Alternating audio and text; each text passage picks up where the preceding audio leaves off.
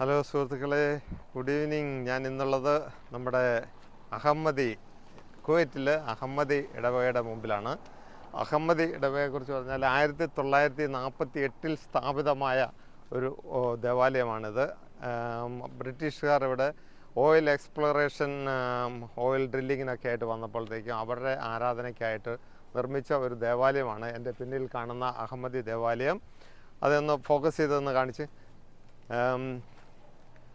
2023 അതിൻ്റെ 75 വർഷം ആഘോഷിക്കുകയുണ്ടായി ഈ ദേവാലയത്തിൻ്റെ. അപ്പോൾ അതിൻ്റെ ഒരു കാഴ്ചകളൊക്കെയാണ് ഞാൻ നിങ്ങൾക്ക് കാണിച്ചു തരുന്നത്.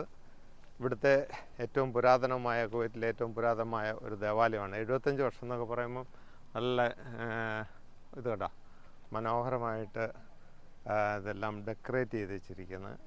അതിൻ്റെ കാരണം എന്താണെന്ന് വെച്ചാൽ ഈ ഡിസംബർ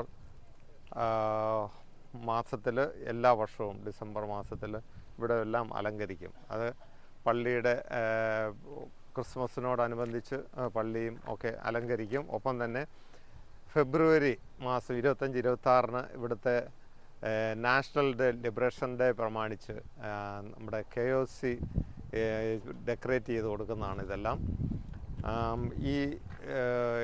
ഇനിയിപ്പോൾ ഇത് കഴിഞ്ഞ് ഈ ഡെക്കറേഷൻ എല്ലാം അഴിക്കുകയുള്ളൂ.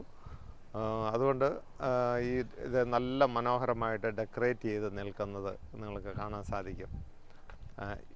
ഇതിൻ്റെ ഒരു പ്രത്യേകത, ഈ പള്ളിയുടെ പ്രത്യേകത എന്ന് വെച്ചാൽ ഇത് നിർമ്മിച്ചത് KOC, കുവൈറ്റ് ഓയിൽ കമ്പനിയാണ് നിർമ്മിച്ച് നൽകിയിരിക്കുന്നത്. ഒപ്പം തന്നെ ഇതിൻ്റെ നാളിതുവരെയുള്ള എല്ലാ മെയിൻ്റനൻസും അതിൻ്റെ ചിലവുകളും എല്ലാം നിർവഹിക്കുന്ന KOC ആണ്. അപ്പോൾ ഞാൻ ആ പള്ളിയുടെ അകത്തെ ഒരു വ്യൂ നിങ്ങളിലേക്ക് എത്തിക്കാം. വാ, അതാണ് പള്ളിയുടെ മുൻഭാഗം. അവിടെ ഒരു മാതാവിൻ്റെ, അറബിയ മാതാവിൻ്റെ നാമത്തിലുള്ള ഒരു പള്ളിയാണിത്. വളരെയധികം അത്ഭുതങ്ങളൊക്കെ നടക്കുന്ന ഒരു പള്ളിയാണിത്. അറബിയ മാതാവിൻ്റെ ഒരു മാതാവിൻ്റെ ഒരു ഗ്രോട്ടോ ഇവിടെ സ്ഥാപിച്ചിട്ടുണ്ട് പള്ളിയുടെ മുമ്പിൽ തന്നെ. ഇനി പള്ളിയുടെ അകത്ത് അറേബ്യ മാതാവിൻ്റെ ഒരു ഗ്രോട്ടോ ഞാൻ നിങ്ങൾക്കായിട്ട് കാണിക്കാം. അത് വളരെ മനോഹരമായൊരു ഗ്രോട്ടോ. ഒരു അറേബ്യ മാതാവിൻ്റെ ഒരു രൂപം അത് ഇറ്റലിയിൽ നിന്ന് കൊണ്ടുവന്നതാണ്. അത് ഞാൻ നിങ്ങളെ കാണിക്കാം.